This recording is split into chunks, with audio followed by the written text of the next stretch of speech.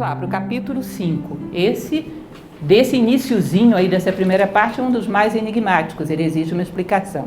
Diz-se que na China antiga costumava-se fazer algumas cerimônias, dentro do próprio cerne do taoísmo, confucionismo, ou mesmo em tradições mais antigas, onde eles faziam cães de palha. Ou seja, pegavam palha e formatavam na forma de um cão, e isso era uma espécie de uma oferenda numa cerimônia. Adornavam isso com um monte de coisas, e depois pegavam esse objeto de oferenda e desprezavam, queimavam ou jogavam fora. Por um momento ele era super adulado ali na cerimônia, colocavam guirlandas, enfeitavam de tudo quanto é jeito, mas terminou a cerimônia, ele era lixo. Era jogado fora, era pisoteado ou mesmo era queimado. E aí ele vai falar a respeito dessa questão da compaixão e do amor, que nós esperamos que os seres divinos, como por exemplo o Tao, tenham uma compaixão pessoal, e ele não é assim. E é muito interessante a gente pensar nisso, para aqueles que assistiram Kybalion, a lei da correspondência, o que é acima, há abaixo. Porque quando nós adquirimos uma compaixão pessoal, por exemplo, para educar um filho, às vezes ficamos mimando os defeitos dele. E não a honra, a justiça, a natureza humana que está ali dentro, louca para se libertar. Não sei se vocês entendem isso, que às vezes a gente confunde amor com carência. E damos tudo o que é necessário para que aquele garoto goste de nós e não para que ele cresça como ser humano. Ou seja, quase como se não tivessem eleições pelo maior pai do cosmos, para votarem em nós. Percebem que a gente tem um pouco disso? Com a melhor das boas intenções, mas não sabemos o que deve ser dado para que aquele ser cresça. Damos o que ele quer e não o que ele necessita. Aí ele diz, e imaginamos que os seres divinos vão fazer a mesma coisa conosco. Já desse me mandaram um desenhozinho bobo pela internet, mas uma vez a cada 10 anos manda uma coisa interessante, né? E esse era um garoto cercado de brinquedos, fazendo birra, e a mãe perguntava, o que mais que você quer que eu te dê? E ele dizia, um não. Eu achei aquilo interessante. De uma certa maneira, nós, quando pensamos dessa maneira, projetamos isso em outros degraus e achamos que todo divino, seja lá o que for que a gente acredite, tem que se comportar da mesma maneira conosco, tem que nos adular. E aí ele fala, olha, nossa personalidade, ela serve para um cerimonial, que é a vida, e depois vai ser desprezada. Lembram? Do pó viestes e ao pó voltarás. Ela vai ser desprezada como cães de palha. E, na verdade, os seres divinos estão pensando no seu conteúdo, na sua essência humana que está aí dentro, querendo evoluir através desse veículo. Eles não vão ficar mimando o seu veículo. Eles não vão ficar ali polindo a pintura e pintando os pneus, dizendo, não anda não, porque você vai desgastar o veículo. Não, anda e chega onde você tem que chegar. E acabou, acabou. Para quem acredita, talvez em outro momento haja outro veículo.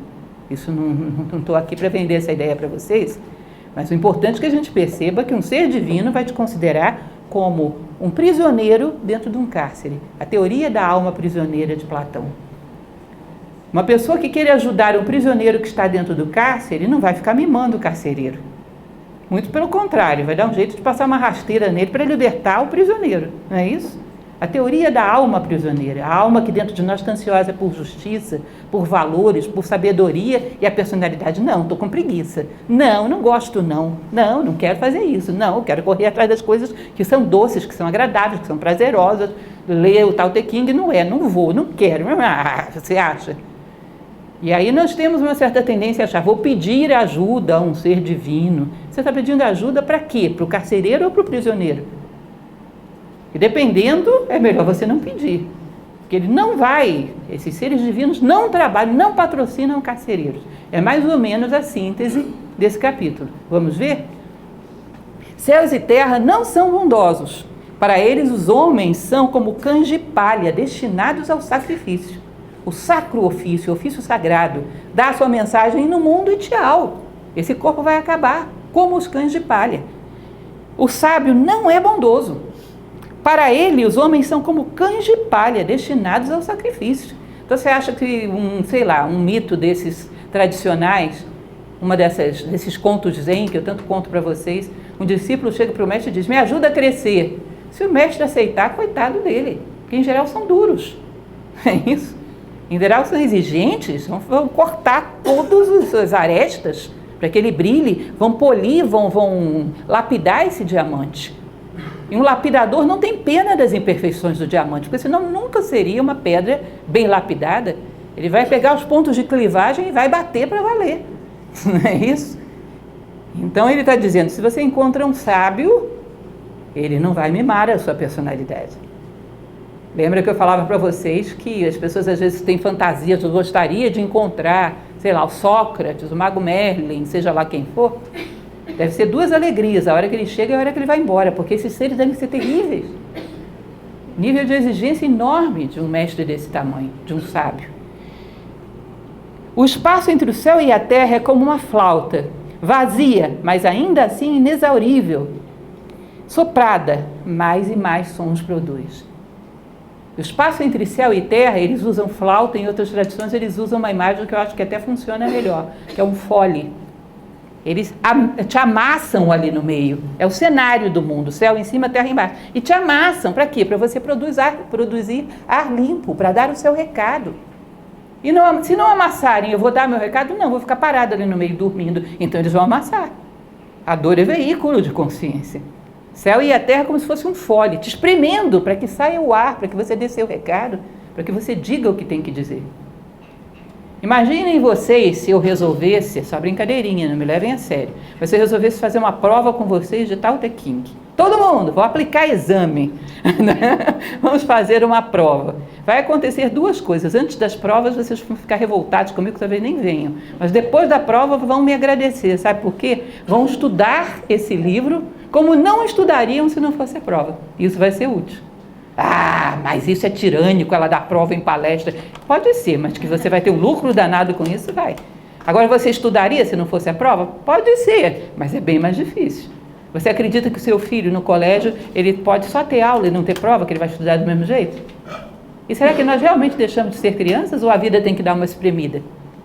Como um fole, céu e terra te espremendo para que saia ar limpo, para que você dê a sua mensagem, para que saia a luz.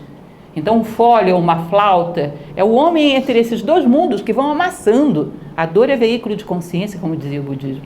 Para que você exprima a palavra que veio dizer, diga que veio. Que infelizmente temos ainda essa inércia de encarnar a nossa missão no mundo. Porém, palavras em demasia se esgotam ao serem proferidas. O melhor é guardar o que está no coração. Então ele fica o tempo todo fazendo um jogo que, se a gente não pega a ideia do justo meio, pensa, ele está dizendo que não é para falar. Ele está dizendo para respeitar a palavra e não usá-la em demasia, porque você tira dela a credibilidade. Nós vivemos um momento histórico onde as palavras estão extremamente esvaziadas. Ninguém tem paciência de ouvir mais nada, porque parece que você já sabe o que a pessoa vai dizer. É interessante isso, porque o conjunto de opções às vezes está tão manjado que as pessoas já presumem e dificilmente se surpreendem.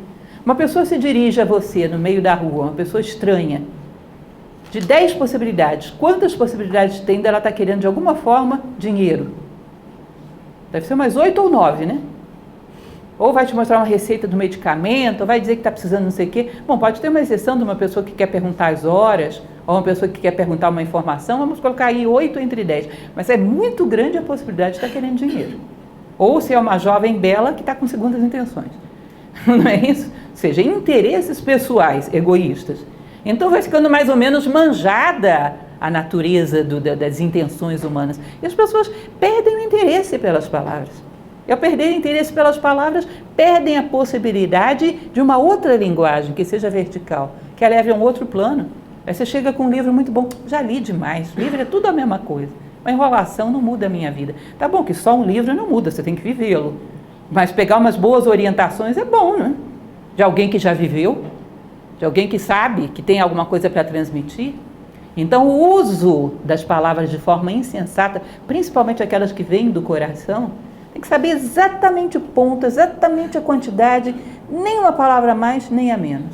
Rama, no livro Ramayana hindu, que era um grande rei, ele diz isso, que a arte de conduzir está estritamente ligada a não dizer uma palavra a mais, nem a menos do que cada um pode e deve ouvir. Exato, não desperdiçar as palavras, porque você tira delas, inclusive, o seu valor. Faz com que as palavras caiam em descrédito. E nós estamos vivendo isso. Internet, espalhei já hoje. Teve mais do que 4 linhas, a pessoa não lê. Não é assim? Eles chamam de textão. Se o textão for um capítulo tal tequim, não interessa, por que lá você falou tanto? 4 linhas. Olha, mas peraí, vamos com calma. Não tem calma, um critério só, para tudo, não lê. E acabou. Então, o cuidado com a palavra, porque a palavra seja hieros logos, a palavra sagrada, que transmita algum conteúdo, para que ela não se esvazie, não perca a sua credibilidade. Então, mais ou menos comentando o que já falamos, né, a bondade verdadeira, que é aquela que se espera dos deuses, dos pais, dos sábios, não tem nada a ver com alimentar interesses pessoais de quem você está conduzindo. Então não peça aos deuses para te mimarem, seja lá o que for que você acredite. Aqui se falava, a tradição religiosa taoísta falava de deuses, né, ou Deus. A alma prisioneira e o carcereiro, que é uma teoria platônica. Os cães de palha, o espaço entre o céu e a terra é o palco da vida. Eu trouxe para vocês, inclusive, uma representação egípcia disso. O palco da vida, entre o céu e a terra.